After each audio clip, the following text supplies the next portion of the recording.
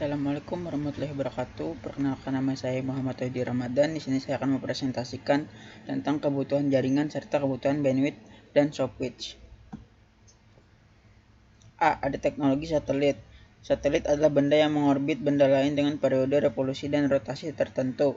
Ada dua jenis satelit, yakni satelit alami dan satelit buatan. Selanjutnya ada proses transmisi data satelit. Yang pertama ada uplink frekuensi, menerima sinyal dari stasiun bumi kemudian memperkuat sinyal. Yang kedua ada downlink frekuensi, mengubah frekuensi dan mentransmisikan kembali data ke stasiun bumi penerima yang lain. Keuntungan dan kekurangan penggunaan komunikasi satelit. Keuntungan yang pertama ada area coverage yang luas, jangkauan cakupan yang luas baik nasional, regional maupun global, bahkan dapat mencapai setengah dari permukaan bumi. Kedua, ada komunikasi dapat dilakukan baik titik ke titik maupun dari satu titik ke banyak titik secara broadcasting atau multicasting. Selanjutnya ada kekurangan. Yang pertama dalam hal keamanan, yaitu transmisi data sangat mudah ditangkap karena berjalan melalui udara terbuka. Harga relatif mahal karena harga peralatan yang mahal. Selanjutnya ada tipe penggunaan satelit berdasarkan orbitnya. Yang pertama ada geosynchronous Earth orbit, berfungsi mengirimkan gambar ke beberapa stasiun televisi. Selanjutnya ada geostationary Earth orbit, berfungsi sebagai orbit yang berguna untuk satelit komunikasi. Selanjutnya ada medium Earth orbit, berfungsi sebagai satelit citra cuaca mata-mata sistem telekomunikasi bergerak atau mobile, misalnya satelit OTC dan ICO. Selanjutnya ada low Earth orbit, berfungsi sebagai satelit citra cuaca mata-mata sistem telekomunikasi bergerak atau mobile, contohnya satelit Iridium dan Global Star. Selanjutnya ada B, bandwidth. Network bandwidth capacity. Bandwidth adalah kapasitas yang dapat digunakan pada kabel Ethernet agar dapat dilewati trafik paket data dengan maksimal tertentu. Pengertian lain dari bandwidth internet adalah jumlah konsumsi transfer data yang dihitung dalam satuan waktu bit per second atau bps.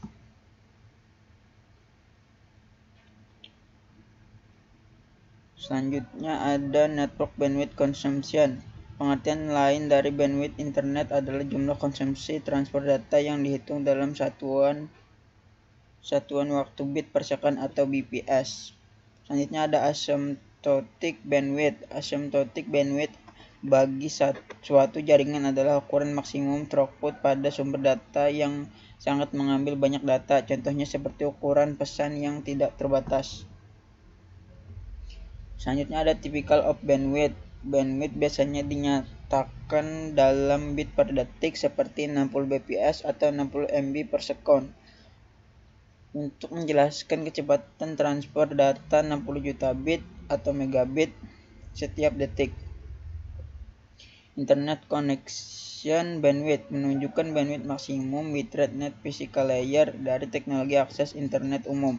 Selanjutnya ada internet broadband, adalah istilah generik yang digunakan untuk berbagai jenis koneksi internet dengan menggunakan teknologi broadband. Selanjutnya ada parameter mengukur lebar bandwidth. Yang pertama ada throughput. Throughput jaringan adalah tingkat pengiriman pesan yang berhasil melalui saluran komunikasi. Data milik pesan ini dapat dikirimkan melalui tautan fisik atau logis, atau dapat melalui simpul jaringan tertentu. Selanjutnya ada upstream. Upstream istilah yang merujuk kepada kecepatan aliran data dari komputer lokal ke komputer lain yang terhubung melalui sebuah network. Selanjutnya ada downstream. Downstream adalah istilah yang merujuk pada kecepatan aliran data dari komputer lain ke komputer lokal melalui sebuah network. Selanjutnya ada speed atau kecepatan akses internet, adalah kecepatan transfer data pada saat melakukan akses melalui jalur internet. C. Analisis kebutuhan bandwidth. Shared bandwidth sebagai contoh, jika Anda berlangganan sebuah layanan internet dengan bandwidth 15 Mbps, maka 15 Mbps tersebut akan terbagi dengan pengguna lain.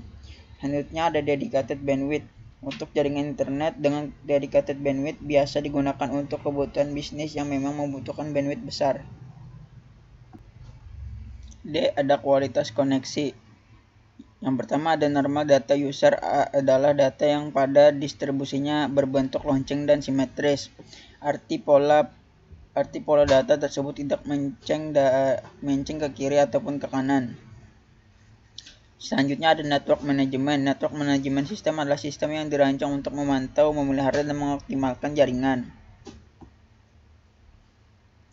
Selanjutnya ada real time, adalah kombinasi sistem perangkat keras dan perangkat lunak yang merespon konstanta, berfungsi untuk memeriksa pembaruan data bisnis yang akurat saat dibutuhkan. Selanjutnya ada streaming application. Streaming adalah konten video atau audio yang dikirim dalam bentuk terkompresi melalui internet dan langsung diputar. Selanjutnya ada critical data application. Critical data application adalah aplikasi menjaga data pribadi seperti cloud data storage, biometris, dan lain-lain. Selanjutnya ada network security management. Manajemen keamanan jaringan merupakan administrator untuk mengelola jaringan yang terdiri dari firewall fisik dan virtual dari suatu lokasi pusat. Selanjutnya ada network control traffic, adalah lalu lintas jaringan, adalah jumlah data yang bergerak melintasi jaringan selama waktu tertentu. Selanjutnya ada DOS Prone Service. DOS atau kepanjangan dari Denial of Service adalah serangan yang dimaksud untuk mematikan mesin atau jaringan, membuatnya tidak dapat diakses oleh pengguna yang dituju. Selanjutnya ada Scavenger, adalah alat pemindai pasca eksploitasi multi-utas untuk sistem pemetaan dan menemukan file dan folder yang menarik dan paling sering digunakan. Selanjutnya ada QoS dan faktor yang mempengaruhi QoS. Yang pertama ada delay, adalah ketika jaringan karakteristik desain dan kinerja dari jaringan telekomunikasi. Yang kedua ada delay variations, ada perbedaan penundaan satu arah ujung ke ujung antara paket yang dipilih dalam aliran dengan paket yang hilang diabaikan. Yang selanjutnya ada packet loss, adalah ketika satu atau lebih dari paket ini gagal mencapai tujuan yang dimaksudkan. Packet loss terjadi ketika gangguan jaringan, layanan yang lambat, dan bahkan kehilangan konektivitas jaringan secara total. Selanjutnya ada packet rerouting, adalah fenomena terkenal bahwa ukuran paket dibalik di internet. Studi sebelumnya menunjukkan pengubahan urutan dapat mempengaruhi kinerja jaringan dan penerima paket. Selanjutnya ada appearance rate dan burst size. Appearance rate menunjukkan berapa banyak paket yang terkirim per detik, menit, maupun jam. Burst size adalah ukuran jumlah sebenarnya dari data yang diizinkan untuk ditransmisikan pada kecepatan bandwidth puncak dalam kilobyte. Selanjutnya ada synchronizing TCP session, adalah teknik yang digunakan dalam serangan pembajakan TCP. Teknik ini dipicu oleh proses di mana nomor urut dalam paket masuk berbeda dari nomor urut yang diharapkan. Selanjutnya ada komponen pendukung QoS. Yang pertama ada queuing, adalah buffer dari perangkat yang menyimpan data untuk diproses untuk menyediakan reparasi bandwidth dan memprioritaskan lalu lintas saat masuk atau keluar dari perangkat jaringan. Selanjutnya ada signaling, merupakan bentuk jaringan yang menghubungkan reseptor ke banyak mesin seluler yang berbeda. Selanjutnya ada network clarification, dibagi menjadi 4, yaitu WAN atau Wide Area Network, dan selanjutnya ada LAN atau LAN Area Network, WAN Personal Area Network, dan MAN Metropolitan Area Network. Selanjutnya ada marking, merupakan pengaturan beberapa bit dalam tautan data atau header lapisan jaringan, dengan tujuan membiarkan alat QoS perangkat lain mengklasifikasikan berdasarkan nilai yang ditandai. Selanjutnya ada admission control, adalah komponen COS yang mengatur penggunaan subnet atau aplikasi yang mendukung QoS. Selanjutnya ada congestion control, merupakan teknik penghindaran kemacetan memantau beban lalu lintas jaringan dalam upaya mengantisipasi dan menghindari kemacetan pada jaringan umum dan kemacetan internet sebelum terjadi masalah. Selanjutnya ada traffic shaping, merupakan teknik yang dikonfigurasi pada antarmuka jaringan untuk memungkinkan lalu lintas dengan prioritas lebih tinggi mengalir pada tingkat optimal bahkan saat tautan digunakan secara berlebihan. Selanjutnya ada integrated dan differentiated service. Layanan integritas adalah arsitektur yang menetapkan elemen untuk menjamin kualitas layanan pada jaringan. Selanjutnya ada QoS Policy, merupakan kualitas internet atau quality of service, atau QoS adalah alat manajemen bandwidth jaringan yang memberi Anda kontrol jaringan berdasarkan aplikasi pengguna dan komputer.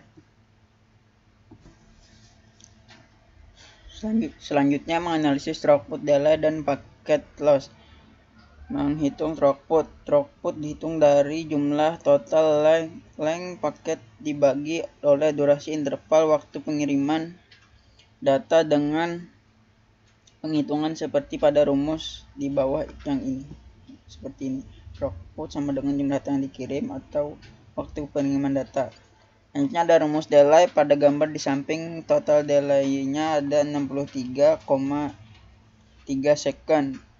Dan total paket yang diterima adalah 3103, sehingga jika hitung sesuai dengan rumus ditetapkan rata-rata delay adalah 62,3 garis miring 3103 sama dengan 0,19.990 detik.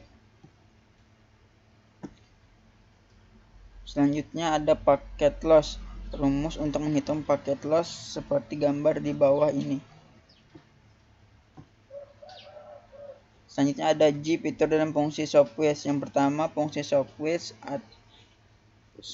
adalah sistem elektronik yang dapat dipakai untuk menghubungkan jalur komunikasi. Jaringan switching adalah jaringan yang mengalokasikan sebuah sirkuit atau kanal yang dedicated di antara nodes dan terminal untuk digunakan pengguna untuk berkomunikasi. Selanjutnya ada fungsi kontrol. Cara kerja switch adalah dengan menerima paket data dari suatu port, lalu akan melihat MAC atau media access control tujuannya, dan juga membantu suatu koneksi logika dengan port yang telah terhubung dengan modem maupun perangkat tujuan. Selanjutnya ada fungsi signaling. Adapun fungsi dari signaling adalah sebagai berikut. 1. Memberikan dial tone atau nada panggil. Selanjutnya ada ringing atau panggilan, nada sibuk, dan lain-lain. Kedua, ada mengirim nomor yang dipanggil ke sentral. Yang ketiga, pengiriman informasi antar sentral yang menyatakan panggilan tidak dapat dilakukan atau percakapan sudah selesai, sehubungan sudah bisa diputuskan. Selanjutnya ada fungsi interface. User interface berperan sebagai penghubung yang memudahkan penggunanya agar dapat menjalankan suatu program aplikasi maupun mengunjungi website. Selanjutnya ada layanan yang wajib dimiliki software. Yang pertama ada call transfer. Call transfer adalah sebuah mekanisme telekomunikasi yang memungkinkan pengguna untuk memindahkan sebuah panggilan telepon ke telepon lain dengan menggunakan tombol transfer. Yang kedua ada hunting group, adalah fitur dalam sistem telepon yang mendistribusikan panggilan dari satu nomor telepon ke sekelompok nomor di sebuah perusahaan. Selanjutnya ada call forwarding. Call forwarding adalah fitur yang memungkinkan pelanggan untuk mengalihkan panggilan yang datang ke nomor lain yang telah ditentukan pada saat fitur ini diaktifkan. Selanjutnya ada conference call. Ini merupakan sebuah fitur yang memungkinkan pelanggan dapat melakukan konferensi telepon baik sebagai call terminating atau sebagai call originating. Selanjutnya ada abbreviated dialing. Ini adalah fitur untuk mempersingkat proses dialing dengan nomor singkatan yang hanya terdiri dari 1 sampai 2 digit saja. Selanjutnya ada call waiting. Fitur ini merupakan fitur pendukung dari sistem call waiting, sebab selain kita dapat menerima call waiting, kita juga dapat menolak call waiting yang datang. Selanjutnya ada call forking. Call forking memungkinkan pengguna untuk memiliki telepon kedua yang ditunjuk seperti telepon seluler secara bersamaan berdaring ketika nomor telepon kantor mereka dipanggil. Selanjutnya ada call line identification presentation atau CLIP. Layanan calling line identification presentation atau disingkat CLIP memungkinkan seorang untuk melihat nomor telepon penelpon serta tanggal dan waktu panggilan di layar perangkat terminal pelanggan. contoh telepon atau mesin fax dan perangkat lain. Yang terakhir ada Calling Identification Restriction atau disingkat CLIR, adalah layanan tambahan yang ditawarkan kepada pihak pemanggil untuk membatasi penyajian nomor ISDN pihak pemanggil dan subalamat yang dipanggil. Sekian presentasi dari saya, salah hilap mohon maaf. Wassalamualaikum warahmatullahi wabarakatuh.